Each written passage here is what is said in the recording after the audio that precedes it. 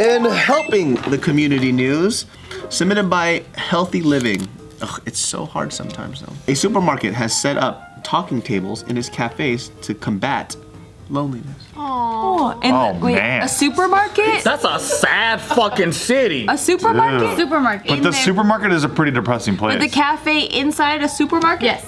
Like a Starbucks inside of a Target? Exactly. That's a sad city. That's a sad place. The Starbucks and the Old Target. people are the Pizza Hut. sad. It's not that sad if they're talking to people. Wait. Yes. Oh no. We asked this man one question, and that guy. he was talking to us for a solid century. He works at the library part of the Huntington Library. It's called the Huntington Library, so we wanted to see if there was any books we can look through, but it was just like all in display kind of thing. It's a private library. It's not a public library, so you can't actually. So then we went up to him to find out about this, and then he just would not let them. It was like a go simple away. question, like very sweet old man. It was something like this, just like, oh, can we rent the library, like the books here? It could have been like, oh no, you can't, and it's simple.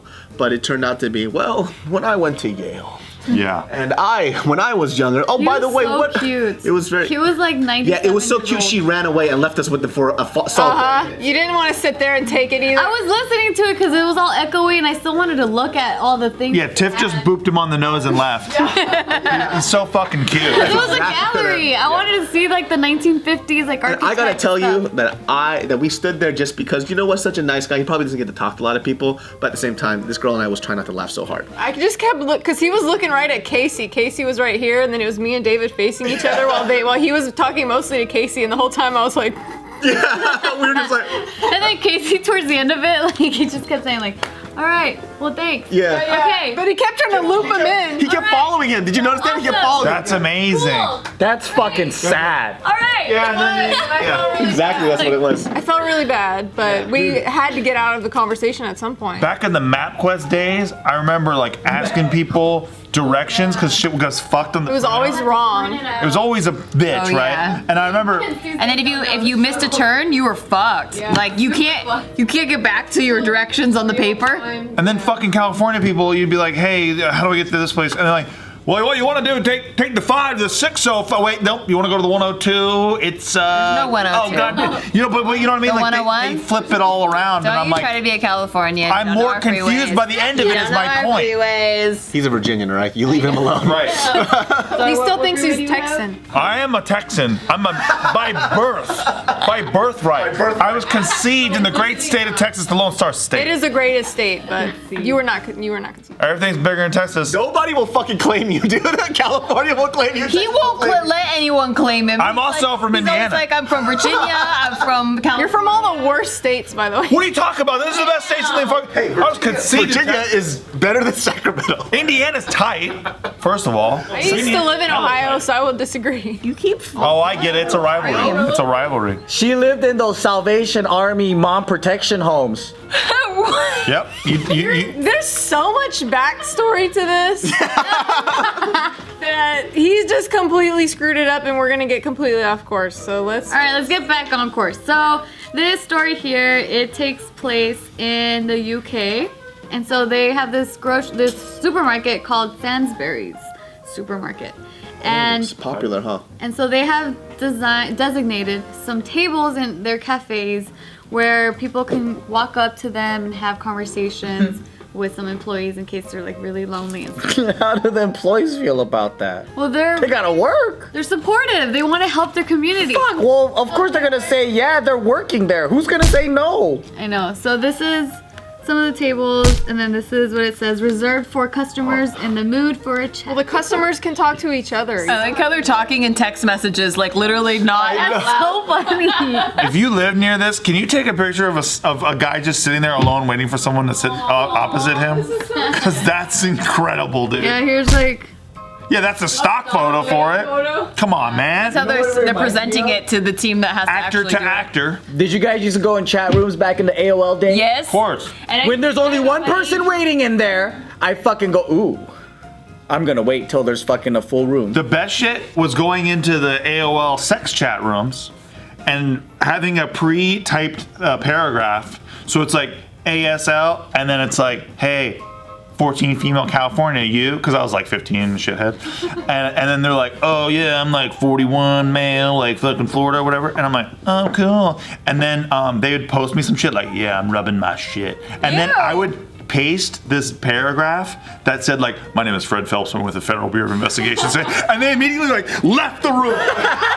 It was the best. Every time. I would laugh my fucking ass off until I was crying. It was so funny. That's fucking amazing. It's like, has left the room, has left the room. Forever a fucking troll. Dude, and I used to do this thing when I played this game called Team Fortress Classic, the first one. I was like in a clan and shit. I was a fucking real loser.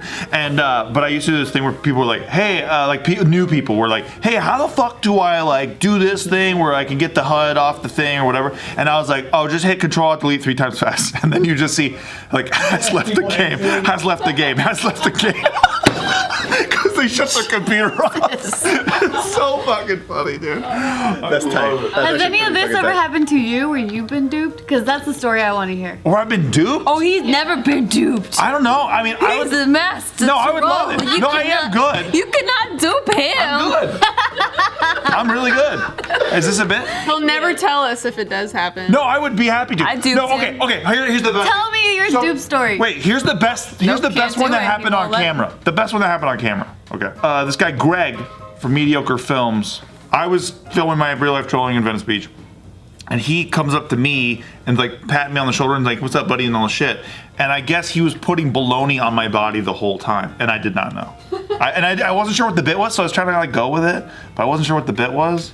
And then I found out that he had layered me with bologna. That was, and I think that's kind of shitty. How did that happen? I think mine's better, but whatever. What happened with yours? I want to hear yours. Okay, you want to talk about Steve likes to brag about this colorblind shit? Okay, Yeah. so good. before we were together, I had him and Michael Gallagher of Totally Sketch convinced that I told jokes in bed. That's and true. that I did stand-up bits in bed. Yep. And it was because we would do these Q&As and they would always ask sex questions and I didn't want them to know about my sex life. This was a different time. And I didn't want them to know about my sex life. I was like, that's none of their business. Because they were jerking off to it and stuff. Yeah. So I would be like, oh, I always like to tell some jokes, get the mood going. And so then they were like roasting me about like, oh, you just go into a stand-up book. I'm like, yeah, like people like it. It's cool. And like I would just do that. And every time I saw them, they would be like, how's dating life? You tell some good bits in bed. And I was like, yeah, I tested out some stuff. And like, I don't know, they were doing pretty well. And like, I had them going for years. And you guys started then to sleep with each other? Yeah, then we finally got I together. was waiting for it. I thought, funniest woman in bed. Here we go. I've never been more disappointed in my life. And it was so funny because every time they would try to troll me and they thought they were like really getting one over, they were like, oh, you tell some pretty good jokes? Okay. We're just doing bits. You just tell a lot of jokes in bed. You got me, They thought man. I was so fucking stupid. I got egg all over my fucking face right now. So It's what on the happened? internet. When did he dude. finally discover it? So then when we went to hook up and then it was like, was he like, are you going to tell me a He's all getting a blowjob. Hey, where's the jokes at, girl? Oh my You God. like pulled your head up. Hey, I'm waiting for the joke. I was like, this isn't a very hilarious blowjob. But the thing is that it wasn't about that bit. It was about how they thought that they were trolling me so hard, and that I just didn't get what they were making fun of me about. It's really one of those things where you know somebody, but you really don't know what to talk about because you don't know them that well. So you kind of always bring up the same bit because you don't know what else. They were like making fun of me, and I was like, "What? Yeah, it's great." That's when he came with the colorblind thing. Oh baby, that came way later. But obviously my story is not as funny as that one.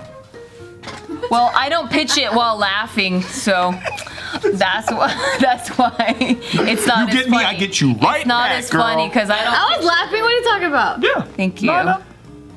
So yeah, you can't dupe Steve Greene. I'm sorry, I just miss AOL. Very difficult. I used to do the Eminem voice chat. They had a voice chat room. You could hear people's voices, and I was in there 11 hours a day. Whoa. 11 hours a day? What the fuck? Except for during Lent, I cut it back to 5 hours a day. Damn. Oh my Wait, what about your internet bill? It wasn't cheap back Oh no, I got in trouble. Oh yeah. Yeah, you A lot were of burning trouble. phone line. I also gave our address out to a guy because I thought we were in love. No, you're one of those? Classic. Yeah, but I thought I was like, no, this is legit. And then he came over and you're like, ugh. I was 14. fucking rap. Jesus. You were the one crying about some girl liking Brandon Boyd. That's true. I called myself out. I called myself out. bitch. You can't use that against me when I called myself out and called myself a bitch. Yeah, well, Jesus. I called myself out just now. Yeah, like- you're that's using like- it against her. That's like using my own firearm God, against you me. were one of those. Like I was 25 when I was doing this. Well, no, because we all know those kids who were burning phone lines and getting yelled at by their parents. Like, Wait, so what happened with the guy that you gave the address to? Well, we didn't work out, but Yeah. but I was convinced I was gonna go to Philadelphia and find this guy, and we were gonna. Dude, you are the daughter that every parent worries about, dude. It's because I didn't have friends.